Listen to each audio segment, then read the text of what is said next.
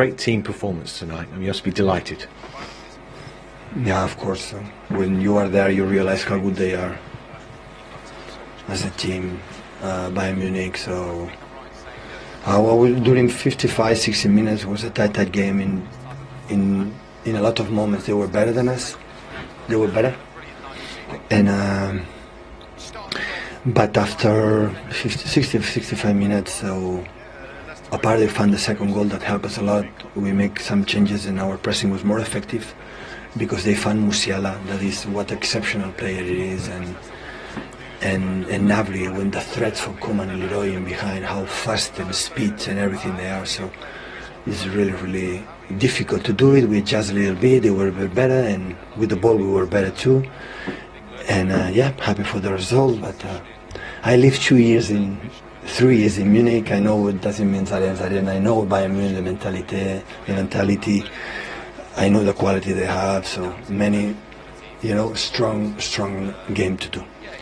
Let's talk about Rodri's goal, though, which was a special one. His first in the Champions League. A beautiful finish, wasn't it? Oh, what a goal! Yeah. In that moment, they were better. We could not press properly. We could not, do that position. Yeah, it was difficult. But in the same time, yeah, it would help us a lot, a little bit. But even with that, the pressing was not good.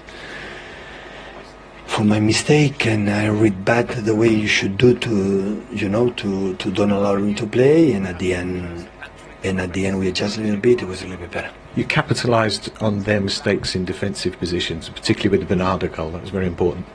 Yeah, of course, we were aggressive. The second goal is for that. So we provoked the mistake. So we let them time to think they are so good. And yeah, we did it. And because he came when I was there, and he's another exceptional player. So looking the bench with Joao, with Mane, with Thomas Müller, it's always a threat. And oh, you can. Yo, just want to clip you, though. Oh, that'll go viral. Michael also says the Inter are already through, correct? You said you put your name on the line for that one. Inter won their game. You know what I mean? No one wants anything sugar-coated. I put my neck on the line, that's why I'm a pundit. Okay, all right. I don't know, because you were not that clear when you called Napoli. So just to know, sometimes you're clear about it, sometimes you're not clear about it. Yeah, I think it's going to be... I know, I'm just saying. Difficult, Tension. Okay, so we'll talk about the other game, Inter against... Hello, welcome back. Good to have you still with us. We're going to take you straight over to Portugal right now. Guillaume Balaguer has been there throughout the evening for us. They're in Lisbon watching the game between Inter and Benfica. Benfica losing 2-0 at home. Sorry, I forgot you're over my shoulder, Guillaume. I guess, what was your takeaway from that game? It was a game played in the head. Inter Milan, in the worst form that you could imagine of the season, they come here and thought, let's make nothing happen, let's stop things happening until they do, and let's create them. A couple of moments where Benfica were just shocked, and it's 2-0 up. It could have all changed with Gonzalo Ramos' chance at the end, but in any case, Inter deserved to go, deserved the win. Oh, he's getting all your theory, Mike. Inter go through! So tomorrow, another first leg game, Real Madrid against Chelsea. You're going to be in Madrid for that one. It's a huge game, Guillaume. Yes, it's a massive one for everybody involved, including Frank Lampard. I messaged him the other day. I said, you just want to beat Real Madrid. Is that why you got the job? He just laughed. But it is a chance to actually create history, be the Roberto Di Matteo, if you like, of Chelsea. They're close to a final. For Real Madrid, they launched against Villarreal at the weekend. They are 30 points from Barcelona. So what? This is the Champions League, and I think we know what they do when that happens. They become taller, faster, more intelligent, and favourites. All right, great stuff. Thank you, Guillaume. Good to see you. We'll see you again tomorrow. Safe travels. Thank you. Mañana. Let me now take you... Pardon? Hasta mañana. Hasta mañana, Ay, sí, muy bien. Okay, let me take you over to Manchester then. Pardon? He said he speaks Spanish. I said everything. Oh, okay. Jules, good to see you. You've survived the cold. Well done. You've been speaking to a few people. I know that Rodri was amongst them. Yes, typical, by the way. The rain has stopped now. I'm only pitch side for the next 5 minutes or so. But yeah, it's been really busy in the interview area, Kate. Rodri, one of the players who I spoke to about his stunning strike, he said that, he was quite surprised when he got into that area and decided to shoot himself. But it was a brilliant strike that set Manchester City on their way to winning this first leg by 3-0. I said to him, as soon as you got the ball in that space, did you know you were going to shoot? And he actually had a little bit of a giggle and said, maybe I should shoot more, but I am a defensive midfielder, so I'll leave it to the strikers. I also spoke to John Stones, who was named as the man of the match tonight. He said it was a complete team performance, but that the job is certainly not done, as they know what a tough match it's going to be out in Munich. One of my favourite moments was speaking to Pep Guardiola off camera as he was walking past to do some other interviews tonight. He actually grabbed me and said, Jules, please can you say hi to Titi back in the studio? So Thierry, a special message for you from Pep. Very nice. Football friends. Jules, thank you so much. Lovely to see you. Safe travels back home. Thank you. Good night, good night. All right. Another great result here at the Etihad for Manchester City. People will talk about the goals, they'll talk about the 3-0 win. We need to talk about the defending. We need to talk about the importance of that clean sheet this evening. What was it that impressed the three of you so much? I think early on, we spoke about before the game the threats that Bayern Munich came with, the artillery out wide especially, the pace, Coman, Sane, Gnabry if he went out there, Musiala, and Akanji and Aki were absolutely convincing in that position. They said, listen, come on, I'll front you up and I'll go 1v1 against you. Didn't need to be helped with doubling up. They said, come on, I can do it, I can deal with you. And it's a big difference. As good as they are, they offer different positives.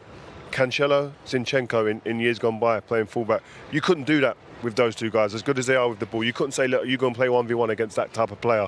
These two can do it, and then it allows other players to have impact elsewhere on the pitch. So in that sense, they were great. I mean, Diaz's blocks speak for themselves. They were phenomenal. And John Stones, as we spoke about, his versatility in being able to move in between the lines, midfield and defence, but also defend as well. I thought the back four were phenomenal. Yeah, especially Aki for me.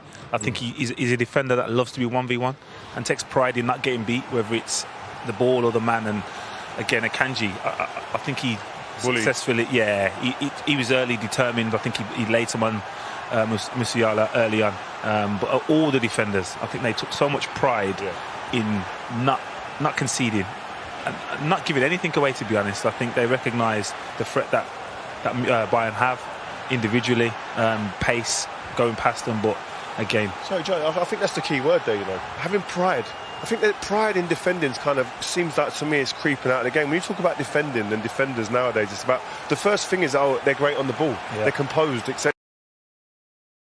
Allowed there to be overloaded in midfield because you haven't got a double up. And once you do that, obviously then the confidence that breeds throughout the team for various reasons is so important. I think you got to credit Pep, because Pep, obviously, he's seen that with Akanji and Aki, the boys make great points. The fact that they can defend that way on their own allows John Stones to go in there and be that extra man. Obviously, I think with Haaland, before they had the false nine, now with Haaland, he doesn't receive the ball as much. So now, rather than be the false nine, it's, the John Stones has gone into midfield and they create the overload, but it's only capable with Ake and Akanji being able to defend in that way, cover the width of the back, and Diaz, Rodri in front. I just think Pep is so smart in just finding these little solutions all across the pitch. And we talk about the team today, the way that they've played, just moving on from just defensive element of the team. They've won this game at a canter convincingly without Walker, without Mahrez, without Foden. These guys, with Kevin De Bruyne coming off earlier in the game than you anticipate. I mean, that shows you the depth in this squad and the confidence that Pep has in with these players. And how much of the disappointing element from a Bayern Munich perspective is because of the way that Manchester City played and controlled this game? And how much of it was that actually Bayern had an off night in front of goal?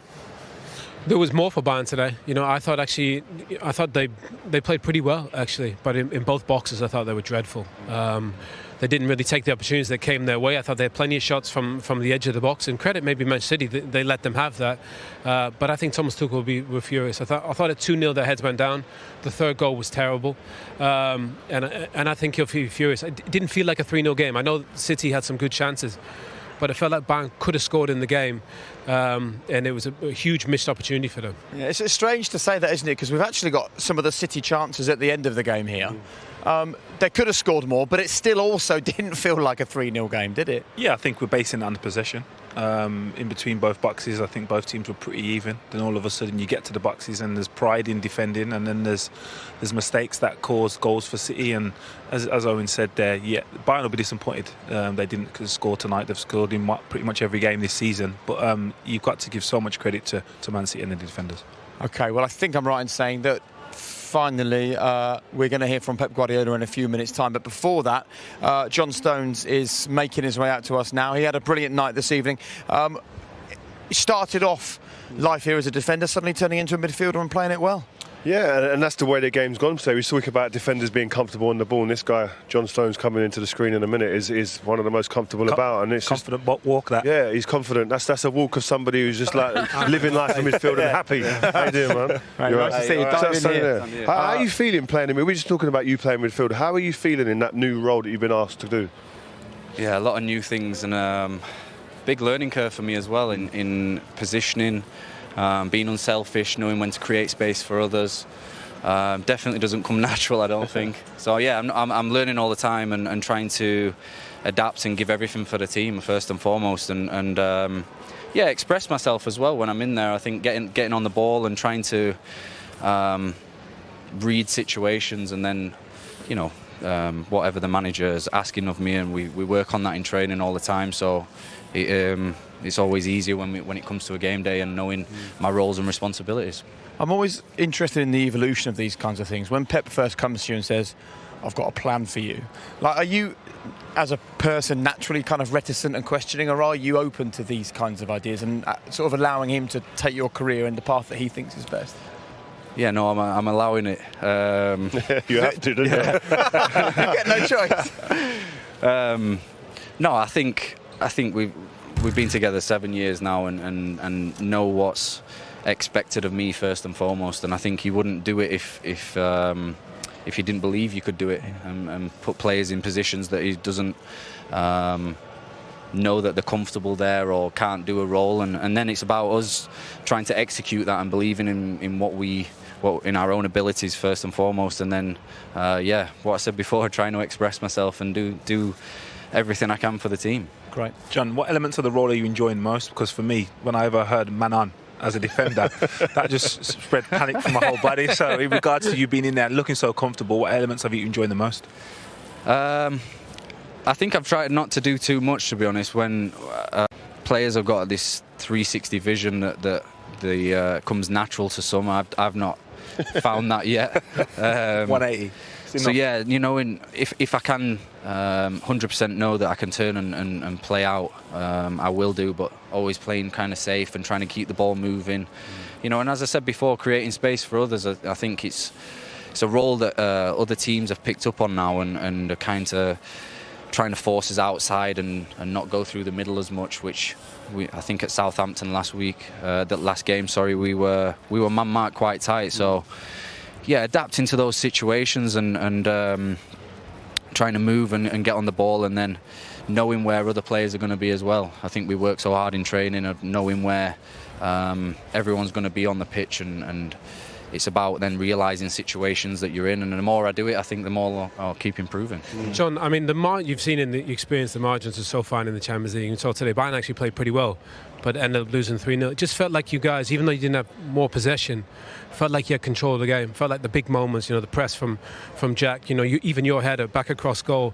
The little moments add up in these games, and it just felt like you had the best of all those moments. Yeah, huge. Things like that are always satisfying to watch. It doesn't happen too often. Nice assist. Yeah. But I think we thrive off things of blocks.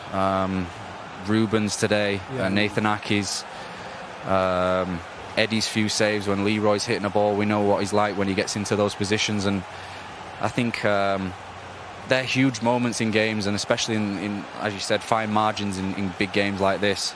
Those are the key moments for me that matter, and I think we should celebrate those, and I think you can probably see from the stands that we do, and that gives everyone such a big lift. Being together, I think yeah, I didn't know about the possession stats, but yeah, we always kind of felt comfortable, and even when they were 70, 80 minutes into the game and we were kind of backed up onto our 18-yard box. It's about being calm in those situations, knowing that everyone's in the positions, and trusting in the process as well, that everyone's going to do their job and put the heart on the line sometimes. Good man. Look, we appreciate you coming out and joining us. That's 120 goals for the season now. 20 goals scored in the last 4 home games, 9 wins in all competitions on the bounce. There's some big games to come. I'm sure you'll just tell us you're taking it game by game, right? Yeah, I've just said that before inside. Yeah. I'm going to be the boring one to say that. Just keep on saying that. No. Well done tonight. Thank you. Another big step towards that semi-final. Thank you. Top man. Thank you very much. So there you go. That's John Stones. Let's also now get the thoughts of... Welcome back to our studio one final time this evening. Good to have you with us still. So we got 2 games coming up tomorrow, 2 first legs in the Champions League quarter-finals to talk about Real Madrid at home against Chelsea and an all-Italian affair with AC Milan against Napoli. We have an Italian legend in the studio, so let's start there. Kvaratskhelia is a player that we would expect to be impactful in that game that we've all kind of raved about over the last week. So I guess your turn, your opinion on him. I mean, it's fantastic the way that he plays. You know, he's free in his mind. He's showing and giving everything on the pitch. He's got creativity and power and speed and things that you can't believe he can do it. So, and this has happened because in Napoli now they're living in a special bubble. Everybody play amazing. I mean, they lost some games, couple only, but there is one thing that Spalletti, the coach, said to the press a couple of weeks ago, and say, everybody here in Napoli, inside the team, inside the organization, everybody is focused on the same thing. And this is priceless for me. It's exactly what you can say about how to explain why this team is performing so well, why they score 4 or 5 goals to everybody, why they're leading the Italy leagues so far, and they have a big possibility, a chance to go to the final. There's only one problem for them. They're going to play against an Italian team. Don't get me wrong, and I don't want to mess up with the other teams, but when you're facing Napoli for the first time, you can be surprised. This is what happened, from my point of view, for many teams. But when you're facing Napoli as Milan or Inter, like it happened, and Inter is the other team that beat Napoli during this 2023, they know how to adjust things. And we're arriving in a moment now where this is the moment. This is where the moment where you need to perform well, when you need to show something different, something new, like what we saw tonight from Man City, from Holland, for example. So otherwise you stick with 2 great players, Kvaratskhelia and Osimhen, that unfortunately didn't play. So there's only 2 or 3 ways that you can potentially go to score a goal, but you need to add something else. Tonight, Man City add Rodri, for example. So it's going to be a tough game for Napoli, from my point of view, also because they lost 4-0 during the league, and you still have some memories about the game, you know?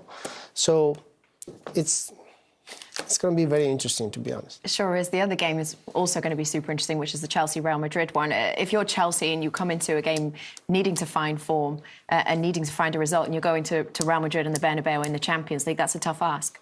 It's a very tough ask. It doesn't get any tougher. European champions, obviously a new manager, Frank Lampard. He's had his first game lost away at Wolves, and I think Real Madrid are huge favourites. I think if you're offered Chelsea now that they lost this game by 1 goal, I think they'd be absolutely delighted to take some sort of result back to Stamford Bridge. But I think we've all picked it on our bracket. Sammy, fancy Real Madrid to go through? Yes, sir. OK, well, it's been fun with all of you tonight. Thank you for joining us. Thank you very much. I appreciate you. Alessandro, it's not a unique problem to Italy, and that's not the picture that we're trying to paint, right? But this certainly didn't reflect well on Italy, especially given the fact that that decision was upheld. Do you agree?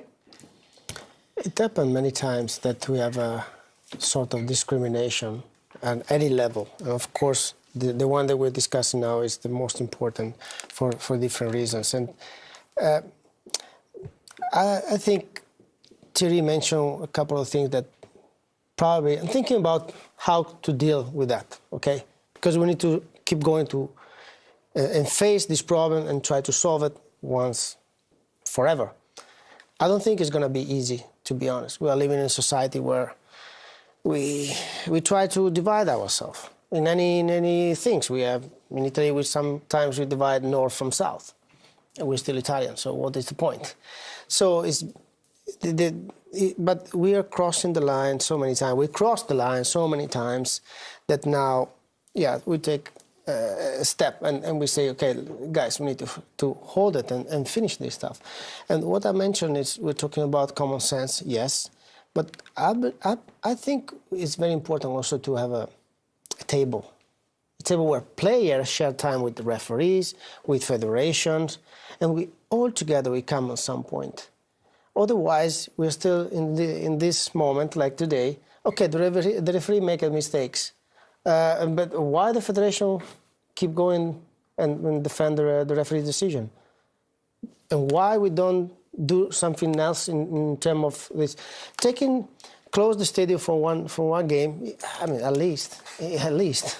In Juve, I know that they know who they were, the guys that make that kind of ridiculous things, and of course they take him out of the stadium forever, for what I understand. But it's not enough sometimes, right? So we still need to find a way to keep going to fight this, but find new ways, from my point of view. Because if what we've done till now works. Don't get me wrong, because we are much better than 10, 15 years ago, to be honest, but not enough.